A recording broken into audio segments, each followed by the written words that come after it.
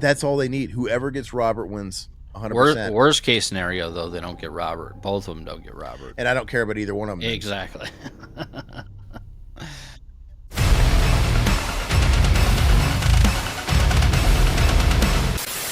What's up, everybody? Aaron Todd here, Revival House, Yep. officially branding Cinema Enema's return. This is Cinema Enema. Whenever we're going to come at you with these pre-recorded podcasts, it shall be deemed Cinema Enema, which I'm excited about. I've been talking about bringing back Cinema Enema for a long time. And, I used to do that back in the day, and it would usually entail us dissecting a film. And, we could still do that. But I wanted to start up sort of doing classic podcasts again. And I thought using the Cinema Enema moniker was fitting. Mm-hmm. And if you guys aren't already aware, we're also doing a new series called Thrasher Meets Slasher, which is also a pre-recorded video podcast in which we talk to heavy metal hard rock musicians about their love of horror music. So Yes. a nice marriage of the two.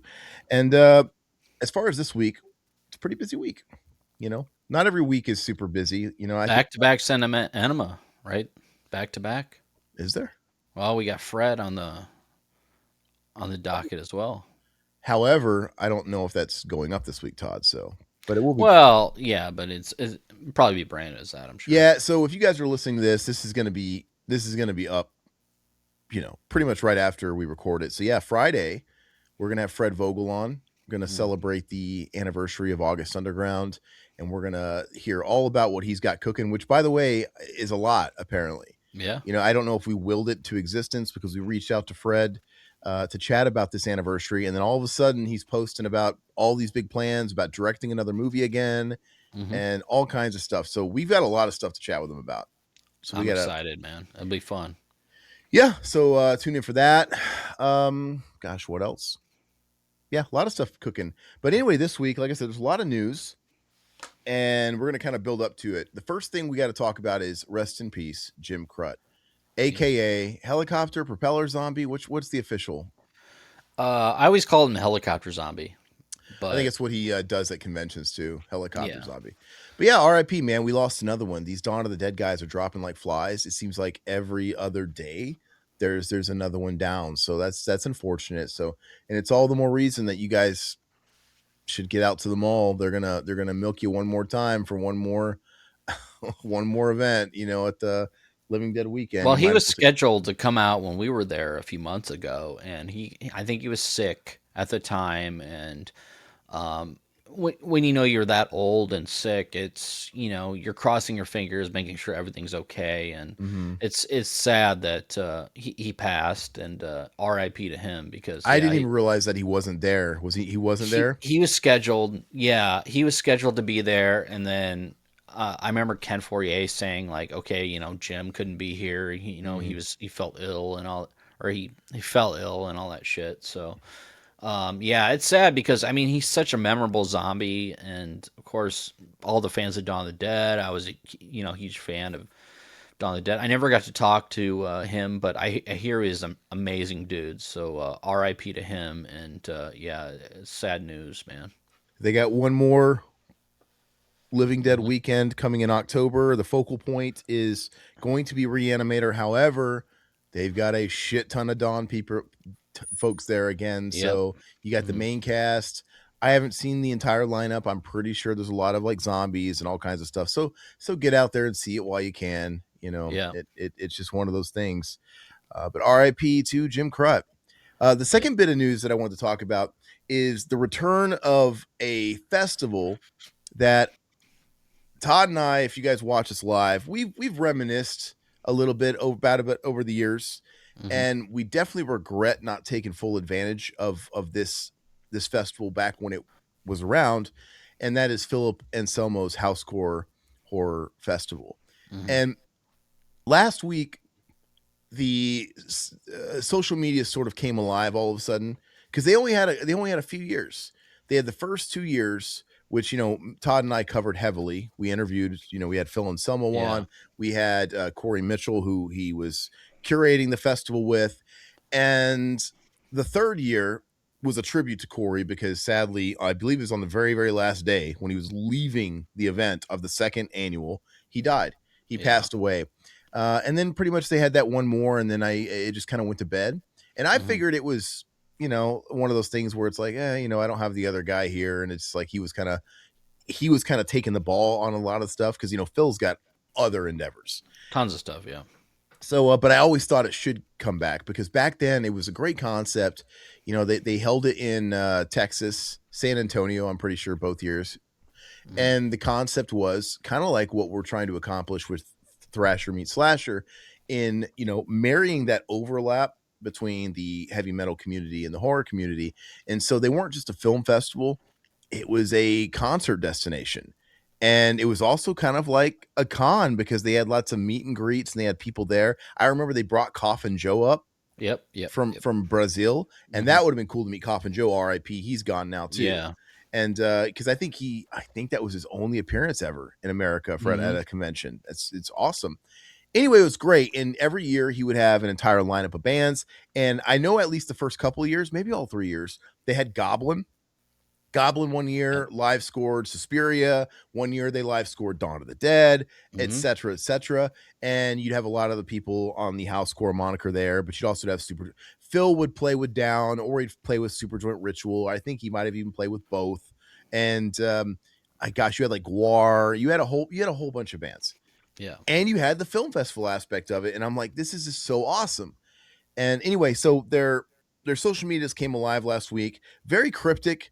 It was very it left me scratching my head a little bit because it just dropped it. It was a post saying, "Hey, Housecore Horror is back." However, it's like Housecore Horror presents the Great Nola Trend Kill, and now it's Hmm. in New Orleans. And it got me thinking. I'm like, well, why are we changing the name? It's Housecore's back, but it's called the Great Nola Trend Kill. And they call it a film festival as well, I In a believe, film right? festival, which, Yeah. like I said, the other one was deemed a film festival too. But Hmm. however, I'm like, it makes me wonder. I'm like, what is this event? Because are they changing the name kind of because it's going to be not the same? Is it going to be more stripped down? Because in the post, they were just saying, hey, submit your short films. You basically have till the end of this month. They're giving people 4 weeks um, to meet the deadline, which is, yeah, 4 weeks. End So, of the month. End of yeah, end of the month. August, right? Yeah, because the festival is going to be in the fall, November. like Yeah. November. And I was scratching my head because I'm like, this is weird because this is not how film festivals operate, and as film festivals, they typically all go through Film Freeway. Hmm. It's kind of the hub in which everybody submits through and things like that. And, there's like reviews, there's all kinds of checks and balances and things like that kind of keep things orderly. And they weren't doing any of that. And they don't give you a month. Like Oh this God. shit's It's like a usually a fuck. year, dude. This shit's like a year out, Yeah. and there's usually, they usually want money for these festivals, like those like early bird discounts. Like, hey, if you want to get in for the year 2026, Hmm.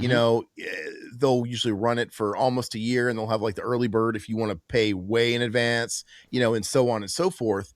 And there's usually all kinds of restrictions it's kind of up to each festival, but there's usually restrictions whether exclusivity, not all of them. Some people want total exclusivity, some people just want regional exclusivity, some people just don't want it online anywhere. Some people Most people want it to be made within a certain time frame, like it has to have been made in the last like Couple rolling 12 months year. or Yeah. something. Hmm. And it was just a message out there that just said, "Hey, submit your short films, get it in by August 28th or whatever to make the deadline, make the event, which is in a few months, and we're only taking shorts at the time." And I'm like, I emailed them right away. First off, we emailed them as Revival House to try and get answers and press. Like, hey, you want to? Hmm. We don't know who's running it. I have Yeah. no idea who's curating it. I doubt that Phil. I just have a speculation that Phil's got super heavy hands in There's it. a lot of irons in the fire, I'm sure Phil does. I And mean, as long not as he's with this, but I'm just saying now, other shit, I dude. don't doubt he's not going to be a part of it. But as far as Yeah. like who's running it, who's curating it, who's the Mm. program runner, you know, anyway, we reached out. I got an email back from someone at Housecore, and they just kind of said that yeah, it's like we can talk press and all that stuff a little bit closer to the date. and I'm thinking to myself, A, they didn't really answer any of the questions I had in the email, like general questions, Hmm. because but they also, I'm thinking, how much closer do they want to get? Like this, Dude, it's so close, man. It's crazy. like, Yeah. don't you guys, you got, first of all, this thing is happening yesterday, Yeah. and you don't want, I don't know, man, I'd want to get on podcasts and the radio and all kinds of People's places. got to Yeah, book plane tickets. They got to, yeah, they got to buy exactly. tickets to the event. Yeah. Unless they're just trying to cater to the New Orleans crowd. I don't know, but I was, but it got me thinking. I'm like, okay, if this not on Film Freeway, so I'm like, this isn't on Film Freeway. They're not doing the traditional thing. The question they didn't answer was, I emailed them as myself as well as a filmmaker, because I have a film, but it normally would be a little too old now. Hmm. But I asked them and say, hey, what are your restrictions? Do you guys have, like, yeah, all that stuff I just went over, and they said no restrictions. Send us what you got. I'm like, okay, guys, so many questions, and they don't want money. Mm. There's no money. I'm like, what the hell's going on? So what made me wonder, I'm like, okay, so if they're not on Film Freeway, they're not doing all the traditional shit and giving everybody like a year out, and there's no restrictions on the films they take, as far as it has to at least be a short, no more than 40 minutes. But as far as it could be made wherever, it could be available wherever. And also they don't want money, which tells me, okay, maybe maybe it is more like Housecore. Yeah. It's not a traditional film Maybe festival they're or just anything changing like the that. name because Yeah. it's in New Orleans now. I don't know, but a traditional film festival makes most of their money off submissions.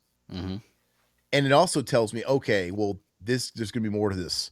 It's not, the film festival aspect of it's probably going to be secondary if they're not banking on this for money, which also might mean, it might mean you're easier to get in, or it might be harder because the whole weekend's gonna be full with other shit. Now, lo and behold, a couple days later, they gave us a little bit more information. I shared you that stuff, right? Yeah. Yeah. And it's more like a convention is what it feels like, because Mm-hmm. they've got Q&As, they've got guests, they've got signings, they've got photo ops, all that stuff. I don't think it said anything about music. No, but I'd assume there probably would be some It music there. it said short film showcase and secret screenings, whatever that is. So yeah, what it feels more like is a convention that also happens to show short films sometimes. Like a Hmm. lot of these conventions do that too, which is fine for me. I think that'll be a blast. I kind of like the idea of having certain guests there, and hopefully hopefully Phil will. Sure, I don't think there's no way Phil's not going to be there. I don't Yeah. think they're on I hope. tour at that Yeah. exact weekend. Hmm. It's in his backyard and it's got his brand and it's his business. There's just no way he's not going to be there. So I think it'll be a hootenanny, and we'll see. I mean, if they took my film, I'd feel really compelled to go. It'd be a nice excuse Oh, to, hell like, yeah, man. That'd be awesome. but I feel like, oh gosh, I want to go anyway. I really feel like Yeah. regardless, I got to go anyway. But we'll figure it out. We'll kind of see as it unravels. But I just thought that was so weird. All I know is I'm glad it's back. You know, I'd really be surprised if there wasn't bands there, honestly, for something like because this. I mean, there's so many. All do these. What about the Nola bands? the They're NOLA there. bands, yeah, are If all they're there. not on tour, first of all, if Phil's not on tour, it means Down's not on tour at the moment, and Down will have a new album. They all live there. Just Yeah. get them to come on down, and a Down set would be fucking amazing. It would be great if the first time you got to see Down was at something like this, It'd be amazing. It'd be which absolutely amazing. it's going to be held at some kind of like theater. Like it looked like a Mhm. concert venue, which I don't know how they're going to make it work. They'll probably have it set up. They'll probably have booths arranged in like the lobbies where the Mhm. bars are and shit. They'll have it figured out. And a lot of these theaters, they have like a balcony area, a Yeah. mezzanine. They'll figure out where to put people and to make it all work. And a lot of theaters have two rooms. So if it's a theater that has two rooms, that would explain where they can have like a short showcase and maybe where Mhm. bands play. Um, yeah, I'm really interested to see what the vibe's all about. And if we end up going, I've never been to New Orleans, I have never either, man. and it would be quite interesting. But anyway, we've always lamented that we didn't take full advantage of the first couple of years. I mean, we had direct invites, we had comped press passes, the whole deal. We had Mhm. we were pretty friendly with Corey. He seemed to like us a lot. Yeah. It could have been a really, really fun weekend for the books, and we didn't go because we're stupid. Because we were stupid. We are stupid kids, man. That was a long time ago. And Yeah, yeah. we're so much better and more mature now. Well, I don't But know about anyway, keep that, your but eyes on that because I'm better stoked. maybe. Yeah. I'm really stoked, and I fully plan on doing my damnedest to get Phil and Selmo back on for Thrasher Meet Slasher, Mm-hmm. because the down stuff is going to key up. I've already been in contact with his people, and he's been on a couple of times, so there's a rapport there. But I'm tempted to. We could swing it either way. We could do it where we're talking about the festival, or we could talk about down, or we can do it all at the same I always time. like to talk about everything. I mean, I want to talk about the new Evil Dead with Phil, which I'm sure he's not a huge fan, but I'm sure I he's not. like. Is I that one like. on VHS? I ain't seen it then. I love to bring it up to him, and I'd love to talk to him on video because the first time it was on a phoner back in the day, and then we talked to him in person. But I'd love to get him on like you know a avenue where we can actually sit down and actually look at his face and talk to him. That'd be my goal. Well, above all, I'm excited about this. I'm glad it's back. Yes. I hope it's a success, and I hope they do it right, because I'd like to see it become an annual thing, even if it stays in New Orleans. Mm-hmm. What have you not? Give us something to travel to. I mean, now that Living Dead Weekend's gone too, so Yeah. Anyway, the next bit of news is pretty fresh. I think this came out in the last day. Physical media nerds out there are going to either cringe or rejoice, but Hostel 1 and 2 is getting a set release from everybody's favorite boutique label these days, Shout Factory. yeah. So Scream is putting this out. Now, for one, everybody's been waiting for Hostel 1 and 2 on 4K for the longest time. I mean, everybody's still got that basic bitch, like Walmart $5 Blu-ray that looks like absolute shit from back in the day. Or like that 2-pack. The 2-pack is what I got. Yeah, the shitty 2-pack. I think it's what everybody has. I mean, that thing came out like what, 13 years ago? Long time ago. Yeah. 14 years ago? Mm-hmm. I bought that thing with my very first Blu-ray player. Mm-hmm. And it would have been in 2012. So I don't know if it came out that year or just before that. But yeah, so we're finally getting it. But the problem is Scream Factory's not exactly in the best graces with people right now, because they're coming off of the heels of that Day of the Dead debacle. Which I sent that shit back. I don't know if you ended up sending it back, but I did, man. I didn't. I was just like, I was tempted, but I'm like, the novelty of it. Ugh, I'd rather have my money. I could have, and I should have, but I'm like, whatever. Yeah. But yeah, if that second site release comes out, I'm really not going to give a shit about it. Yeah.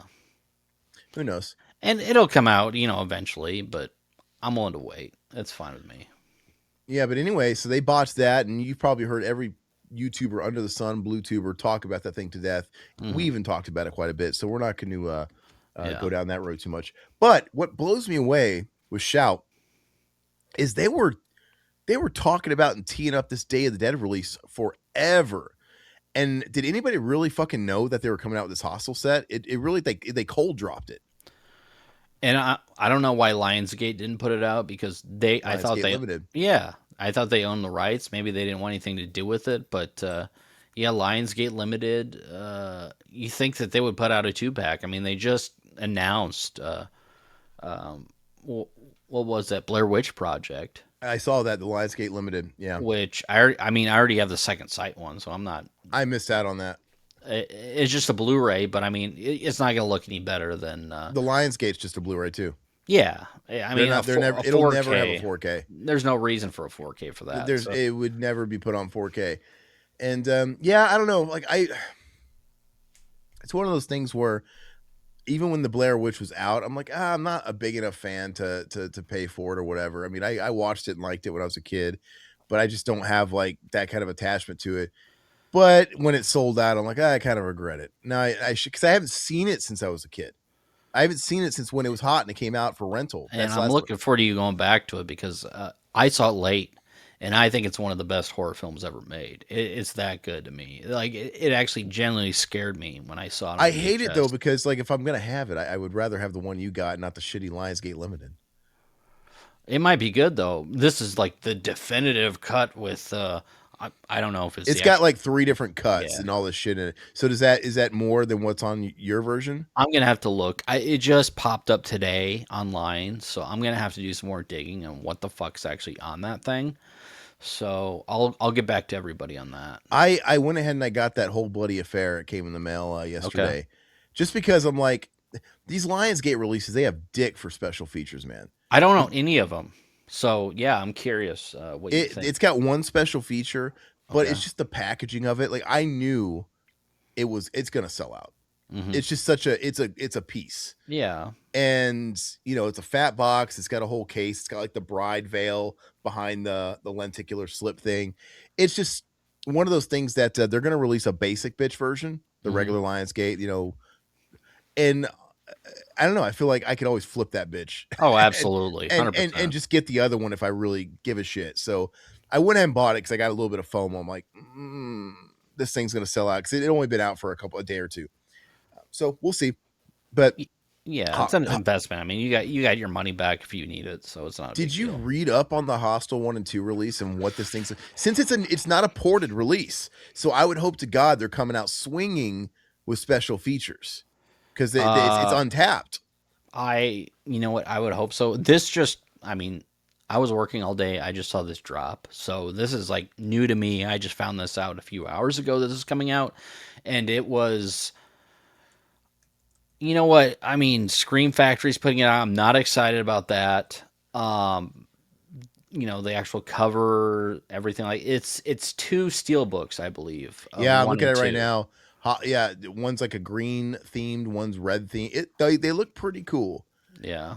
And yeah, they're all getting thrown into a box, kind of like the Day of the Dead. It looks like a Day of the Dead box with like a book. Which Um, I'm willing to give them grace on something like Hostel because Hostel is something that's never been put on a 4K, and I love Hostel. I love Hostel 1 and 2. Hostel 1's my favorite I mean, I know people don't like Hostel films, but I really enjoy them. I dig them.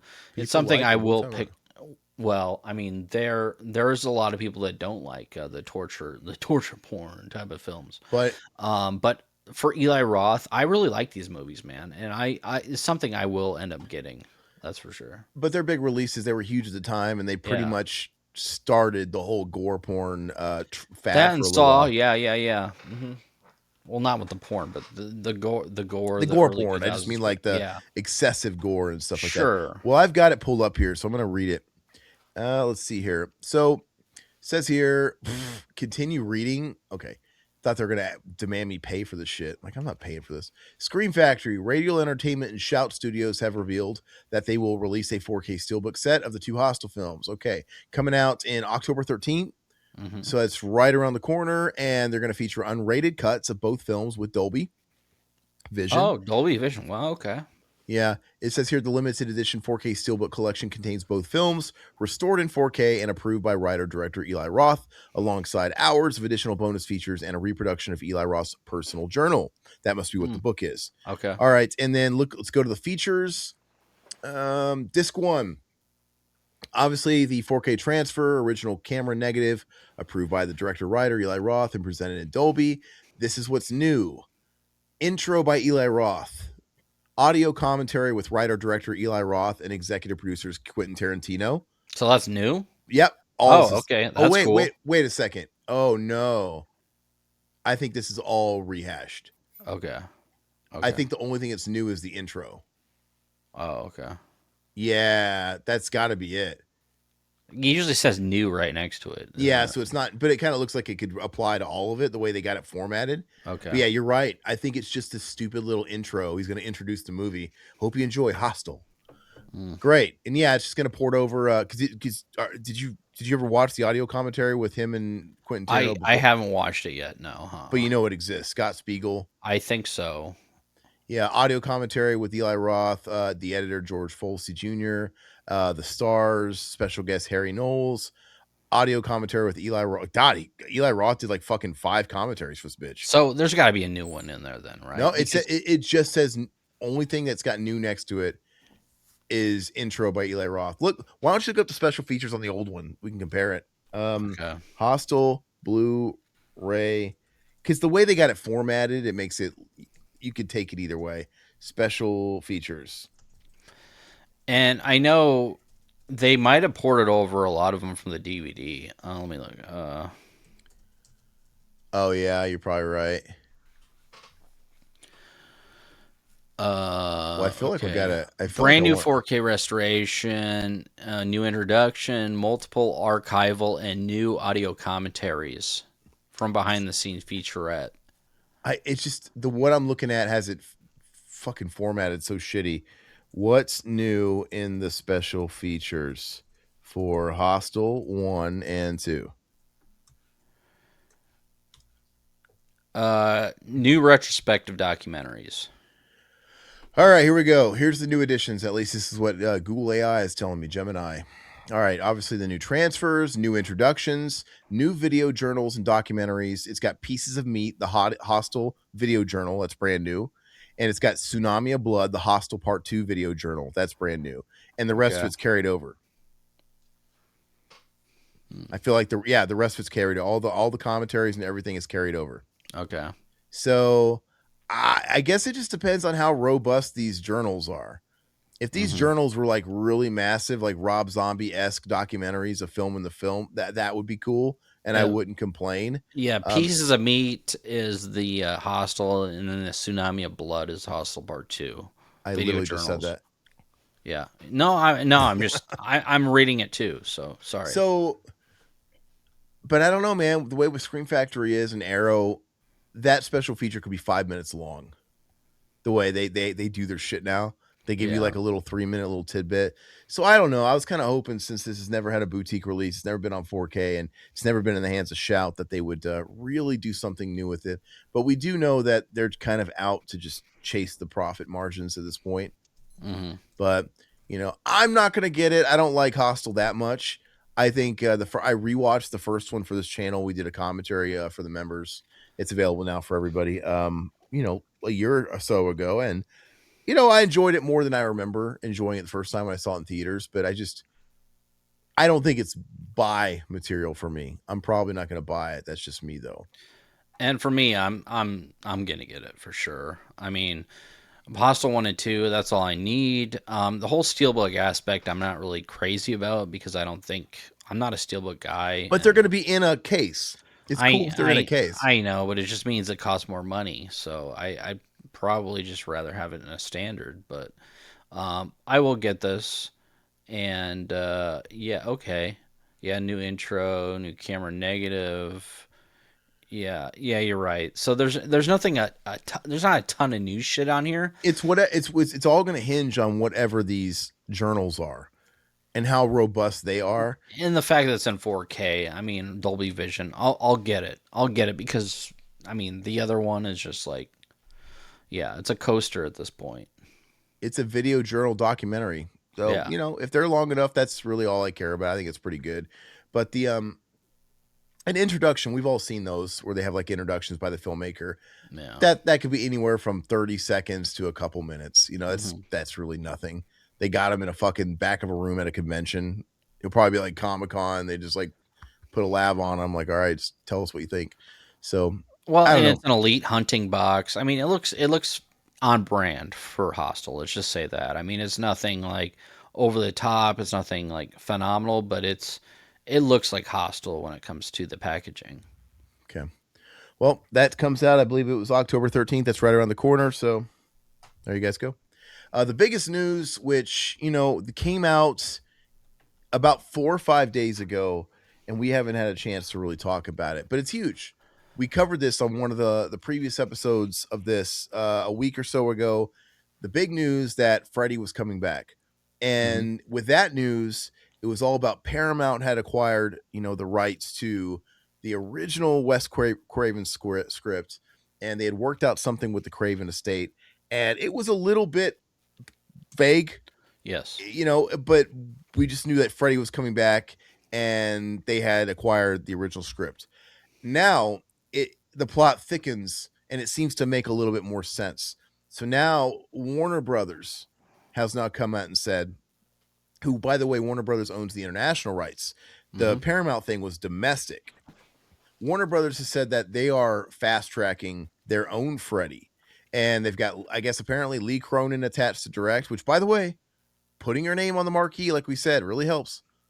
Lee Cronin's The Mummy. Now it's going to be Lee Cronin's Nightmare on Elm Street. Evil Dead Rise, and The Mummy, which, You know what? I thought The Mummy was solid. I think I gave it a 7 out of 10. Like, I don't hate the fact that Lee Cronin is attached to this. I Honestly, don't hate it either, for but Nightmare on Elm Street, I think he'll do fine. I mean, but the fact that who's going to play Fred Krueger, I have no idea. well, I don't think either one of them are gonna get him. But I tell you what, this fucking arms race to the moon, whoever would win would be the person that gets Freddy on board, Robert Englund. That would be the winner. But Yeah, and it's still it's just it's prompting more questions out of me than answers. It's just now we have, but it's turning into like this Friday 13th situation. yeah. So like, okay, it's just like the first Friday 13th, where it's like, okay, they have rights to the first script. So does that mean that Paramount's going to aim to just kind of remake the first script beat by beat? Can they only play around in the universe that first script? They can't touch anything that became lore after the first movie. Hmm. Kind of like all the Jason nonsense. And in Paramount, sorry, Warner Brothers, I all this stems from that stupid merger because Paramount was buying out WB, Yes. and these things, these acquisitions, these mergers, they take time. But right now, the newest news there is that got held up. There was a whole bunch of like A-list people, producers and actors and movie stars that basically filed suit, and got a whole bunch of states to jump on board and file suit against the merger to stop it from happening. Now it's delayed. They're succeeding in delaying it. I don't think it's going to stop it, but it's going to delay it and it's going to kick the down. In the meantime, from what I understand, though, everything else is BAU. Like these people can keep developing, Hmm. as if none of this shit was going on. So Well, Warner Brothers owns the international rights, and yeah, that's what I Paramount, said. yeah, owns the domestic rights. So what? Yeah, what's going to happen with this? I mean, who's going to come out first with this film? Is it going to be Lee Cronin's Nightmare on Elm Street, or is it going to be, you know, uh, Corey Barker's Nightmare on Elm Street? Who knows? I Curry don't know. Barker. I don't know. I get the feeling like the Warner Brothers team would be faster tracked. Yeah, yeah. Especially since they have like a name director now attached, and I don't know. But what confuses me is I don't know where the issue is because Warner Brothers was obviously in agreement to be acquired by Paramount. So why are they fighting? Is it a thing with the Craven estate? It's the Craven estate. It's got to But be. so it's the Craven estate who owns the first script and they're trying to like pull this Hmm. thing and they're going to have it's like having Chucky and Child's Play because they also did it as well, Yes. right? What the fuck is his name, man? Don Mancini, he doesn't own the name Child's Play for whatever reason, right? He Yeah. wrote the original Child's Play. He didn't start directing them until late. He didn't start directing them until Seed, and he's directed everything Chucky since then. But he doesn't own that. But that's why they started calling the movies Bride of Chucky, Seed of Chucky, just like Jason Goes to Hell, the same thing. And then we had that Mark Hamill Child's Play remake, which was Child's Play, and his name was like Buddy. I think his name couldn't be Chucky, but they had the Child's Play moniker and it couldn't be Hmm. the same. But then you got Don Mancini with the Chucky TV show, and he's got that ongoing. It's all this confusing bullshit. It's like when you have these fucking two offshoots of some legacy boomer band that can't decide on the rights, dude. And you got like two versions of Queen's Right going out on the road. You got two versions of Great White going out on the road. It's like, Yeah. what the fuck is going on here? But I Grand mean, confusion. the fact that we're going to have a bidding war for Robert England is kind of good for us. I mean, we're going to have the last film with Robert England most likely. If he doesn't show up in either one of these films, then there's an issue there. You know, Well, it's not even about the person. I think the person that goes first would normally have maybe the leg up, but that might shoot him in the face if yeah, they don't have Robert. yeah, But what the problem is, whoever goes last is the worst scenario overall because even if the first person has Robert, they're fucking cooked. yeah, yeah. if they don't have Robert and they make a shit movie, well, then everybody's going to have a sour taste in their mouth and they're not going to want to see the fucking new one. They're going to need some time, No, I I think. see. I disagree. If Robert's attached to the second film, I think people will see it regardless. The first one, I think it's doomed. Whoever doesn't have Robert, I think is doomed. Do we have a scenario like the Chucky and the Friday 13th where they can't, one of them can't call it a Nightmare on Elm Street? The other one has to call it like Freddy's something. That's a Because good question. I don't think you're going to have literally 2 Nightmare on Elm Streets out in the market. Mm, And it makes you yeah, wonder because yeah. it just depends on who owns. I don't know, man. It's really fucking confusing because if they own the first script, who owns the fucking name of the first script? The first script was called Nightmare on Elm Street. Yeah. That would be really weird if the Paramount one actually had Nightmare on Elm Street and then the Warner Brothers one. Well, it really doesn't matter about the name. The only thing that matters is Robert Englund at this point. Yeah, and you think any of this stuff is going to change his mind? I think there is. Yes. Everybody's got a price. Exactly. Everybody's got a price. Yeah. And I get it. He's old and crusty. Even if you're But bringing him back for a cameo, I've the said fact this a that million he's in it. Yeah. Look, I keep saying, I said this in the last time when we were talking about this, when we were talking about the Paramount thing. In my perfect world, I don't think it's going to happen, but in my perfect world, they can have their cake and eat it too. They wouldn't want to bring back Robert, even if he would do it, because they want a franchise. He's so old, he's got one more movie max in him. Yeah. But I'm like, why can't we have our cake and eat it too? Everybody loves the requel stuff. I still think we should reintroduce Freddy in a brand new from the ground up movie. Which I kind of feel like if anybody was going to do that, it'd be the Paramount people, since all they're playing with is the first script. It almost kind of begs just to kind of start over. Yeah. But I say retell the story with fresh people, fresh characters, with Robert Englund playing a fresh version of Freddy Krueger that fits who he is today. Like, have him be a child, you know what, as an old man. That works. Yeah. And you can tailor his Freddy looked a little bit different in every movie anyway. Have his makeup really different in this one. Yeah. Have it totally cater to him being old. Have it stand on its own. I feel like as long as you have Robert Englund, they could take a lot of creative license on what they do with this Freddy, and they'll get a pass. Just like New Nightmare.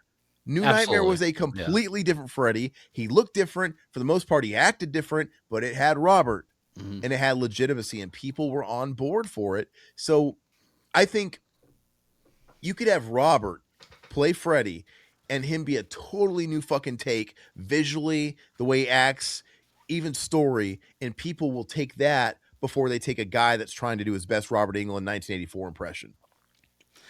Well, even if they want to go down the New Nightmare route where he doesn't have makeup on, he's just the old man, before he became Freddy. I mean, they could do something like that as well.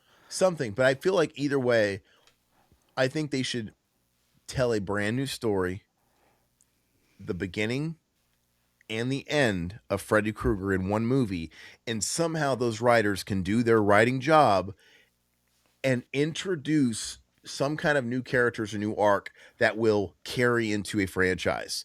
And if the movie is very good, people will be on board for whatever they have in store going forward. I just don't see how they wouldn't.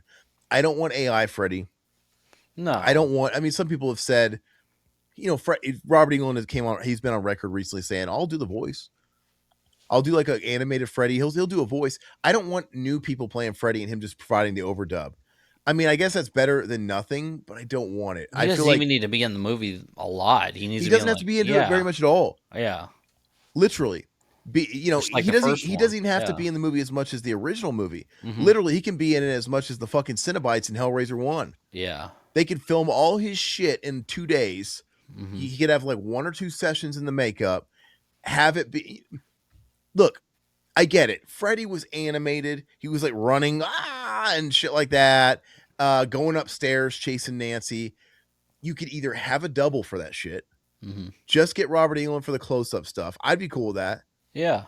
It's not like he didn't have a fucking double, the fat Freddy on fire. Oh, yeah. Yeah. He had, they still use doubles. Do that. Get your close-ups. Get all this like taunting shit in the shadows. Whatever, dude. Like literally film his shit in a day. Mm-hmm. I don't understand. Yeah, I bet you there's an amount of money that will speak to him. Or if you don't want to do that, you could literally rewrite him to not be the same type of Freddy. In fact, I feel like whichever of these two films decides to go dark, I will be on board for that one because I feel like not only should they retell the story from the ground up, they should go dark, like the darkest Freddy yet. Do what they were trying to do with New Nightmare, but actually succeed. I would absolutely love that. And guess what? Then you could have a menacing Freddy and have him not like ooh, doing all that stuff in the first movie. The Hellraiser, I talk about Hellraiser all the time. The pinheads are scary as shit, and they don't move very much. Mm-hmm. It's just like literally they're standing there. He might point. It's like they're not physical. Yeah, Robert Englund can do that. that would be funny if they brought back the Freddy's Nightmare Freddy. I'm free, and one of them. Hey, Doug Bradley lost his role of Pinhead. I bet you he'd take the bag and be Freddy. I'll That's be true. Freddy. Yeah. Well, and I'll be Freddy. People are throwing a lot around a lot of these names for Freddy. It's just like Dude, it. I can't see it. It doesn't do it for me. it's been a few years, but in the last like handful of years, he did the Freddy makeup. Remember we did the Freddy makeup at like some Chicago convention Mm-hmm. one last time. They were like marketing as his last time in the Freddy Yeah. makeup. I don't remember how many years ago that is. I mean, I get it. When you're getting as old as he is, 5 years is a lot. But he was willing to do that for a weekend for a big stack of cash. And he even said, "Oh yeah, it was the money. Now I get to go spend, I get to go on vacation and whatever." And go Now back. triple and quadruple that. I'm It's like, sure. dude, you could literally do the same work in the Yeah. same makeup. Like you don't like the makeup. I never understood that. Oh, I'm old. I can't do the makeup. You can't sit in a fucking chair. Go to sleep, Grandpa. Sleep in the makeup chair. You got two Wake up. days where you gotta do it. I don't understand. Take the money. You don't like money? It Yeah. Who blows me knows? away. But I think he has a price. Yes. I think he has a price, and hopefully somebody hits it. Now, the only problem is Warner Brothers. The whole reason we're getting shopped to be sold is because they're fucking broke. Yeah. Paramount's apparently got the money, so we'll So. see. Yeah. Hopefully one of them gets him. But yeah, we don't really have any answers. I don't really know what's going on. But what do you think? How do you think it's going to play out? I think one of them is going to get Robert, and I think the person that gets Robert, The other one's going to get Jim Hanks. the other one's just going to scrap the whole thing. It's going to be a bidding war for Robert, is what it's going to be. Yep, I agree too. Yeah, hypothetically, if one of them got Robert signed, sealed, delivered, the other one will be crazy to Yeah, they're move forward. cooked. Yeah, there's Even no way. even though that didn't stop Child's Play. Even though Well, Don Mancini had Brad Dourif and the original Chucky and all that stuff, they still use the name. And the studio still put out a new Child's Play with Mark Hamill. They got another big voice actor, and they totally rewrote the doll and how it was. They still tried. I don't know. Part of me thinks that they'll still shoot their shot because it's still an IP they have a right to make a movie under, and they might want to milk it because at the end of the day, they just care about milking it. And even if like Party A, let's say if Paramount got Robert Englund, he's only good for like maybe one more movie. They don't well, necessarily have a franchise with them, so maybe they would either put theirs on ice until this one, like put it on ice for 5 years and then reboot it because Robert's not going to be in the picture in 5 years. Not that he's going to be dead, but you know what I mean. He's not. He's definitely not going to be in a new movie in 5 years. Or you know what I mean. Like whoever gets Robert's not going to have Robert for a franchise. well, It's not going to happen. I think Paramount has the leg up for both of these scenarios because I think if they get him for the movie, perfect. If they don't get him for the movie, they're going to come out with a television show with Nightmare on Elm Street, Oh Lord. and they won't even need Robert for that. But which is is probably the best case scenario for Paramount because they can go either avenue. Which I'm sure they want Robert, but Warner's not going to come out with a television show if they don't end up getting Robert. Somebody was, there's been a lot of clamoring online, and I'm actually blown away at what people are willing to settle for. I've heard everything. I've heard some people clamoring, oh, do AI Robert, whatever, maybe have him do the voice. Like, dude, no. Hell no. I've heard people say, oh, get a different actor and have Robert do the voice. That'd be perfect. Like, no, and then I don't know. I just feel I don't. I just wish they'd not be pussies and just accept that the guy's got one more film.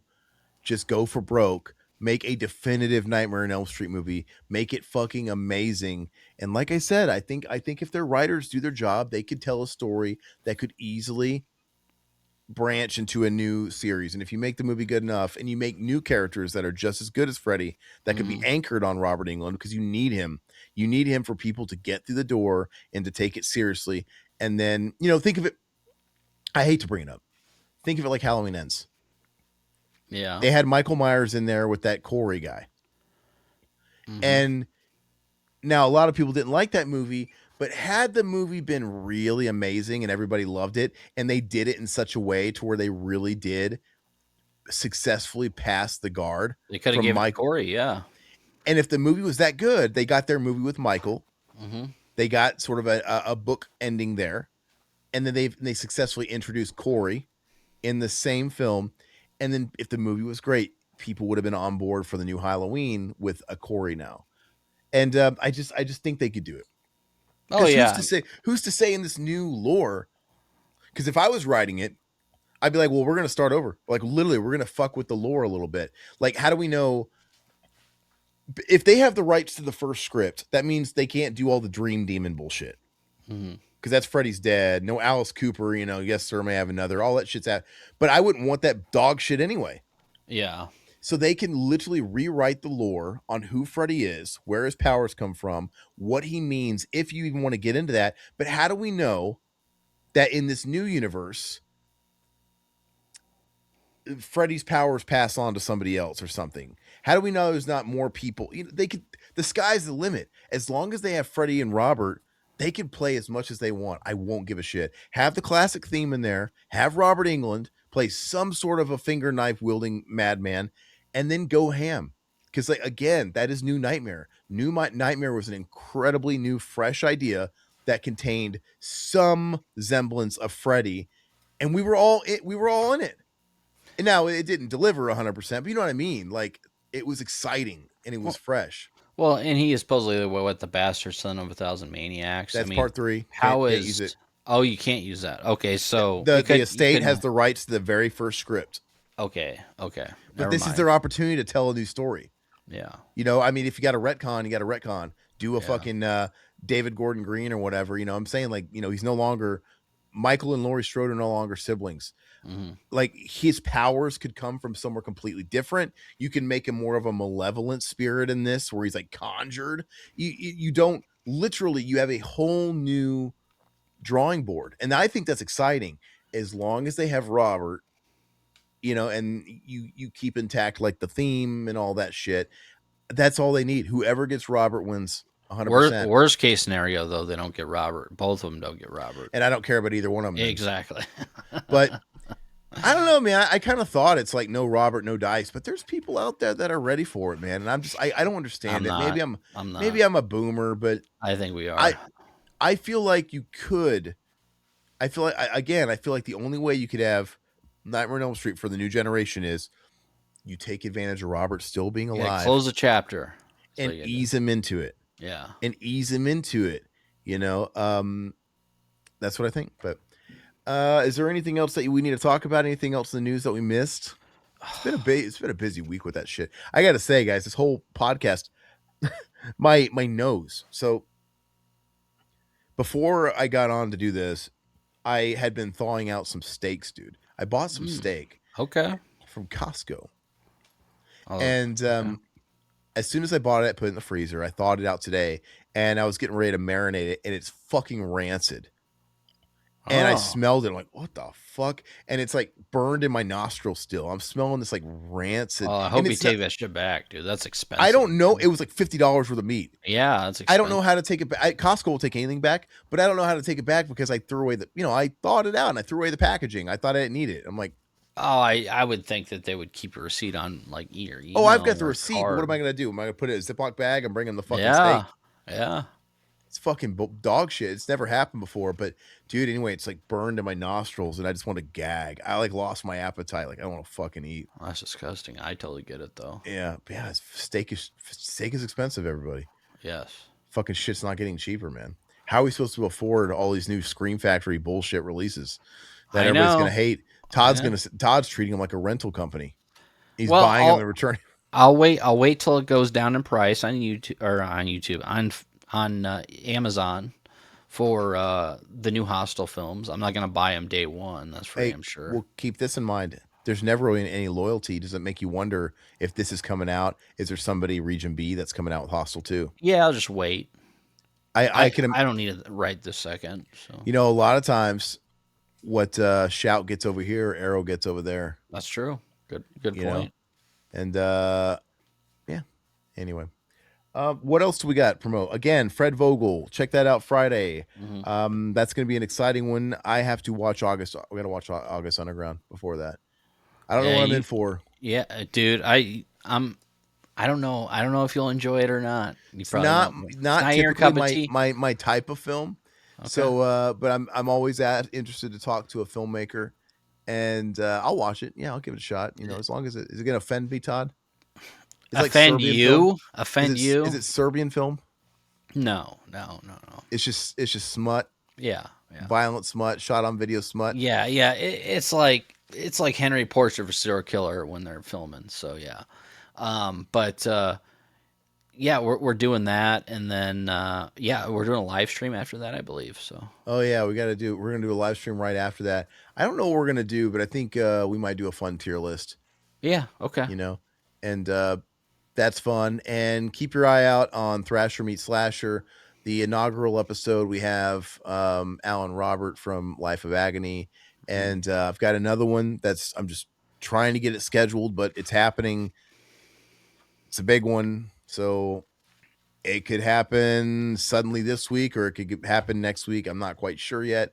And we've got things talking about people in the future, so I a lot really of like irons in the those. fire. Yeah, I really like those. So I really want you guys, if you guys are, I mean, obviously, if you guys aren't into heavy metal and music, don't watch it. I totally understand it, but I just know there's such an overlap, and I know there's a lot of you guys that are like us. So if you like that stuff, definitely check it out and support them, because the better those do, the more guests that we're going to be able to get, and the more often we're going to be able to get them. Because again, our whole thing is we're going to talk to people that we know love horror movies, it's all about horror. and Yeah. I've always found that very interesting. Mm-hmm. It all came about the first time we interviewed Phil and Selmo for the first, bring it back to Housecore, the first time Housecore Horror went around, and the whole podcast was just talking about the festival and talking about love of horror movies. Mm-hmm. And I'll do this for everybody else too. At the end of it, we touched on like his new solo album at the time. We talked about the new Black Sabbath album at the time, 13. We'll talk about it. Like all these guys that come on, if they got an album or tour to promote, we'll touch on it. So if you guys like music, you will get that too. But the body of work is going to be horror movies. So I'm really excited to keep that going. And we have some exciting streams that are coming up as well that we're talking about just before recording this. Sounds like they may or may not piss off Evil Dead people, because you guys now have my you guys get the trophy for most insufferable fans. I'm sorry. Absolutely. And I'm an Evil Dead fan. Todd's an Evil Dead fan. Yes. But like, man, They were coming after us hard, dude, on social media. Evil Dead fans eat their own, I guess, and it's just become like factioned, and it's like new versus old. Which is wild to me. And, as far as like, they're passionate, and that's the lifeblood of horror. So that's great. But man, some of you guys out there that are just like fucking loyal to that soil of the new films, you can't even take somebody just saying, hey, it's not for me. Yes. Or, they don't really feel like my Deadites. Yeah. How is that a lie? Yeah. They're my dead. How are you guys to tell me what my Deadites are? Absolutely. And it blows me away. So I love talking to those people. And so the idea is that we're gonna have a roundtable discussion, and we're gonna duke it out, hopefully with a couple of folks, about their side of the fence. So I think that's it. Yep. Let's call it there. We'll see you guys Friday. Bye bye. See ya.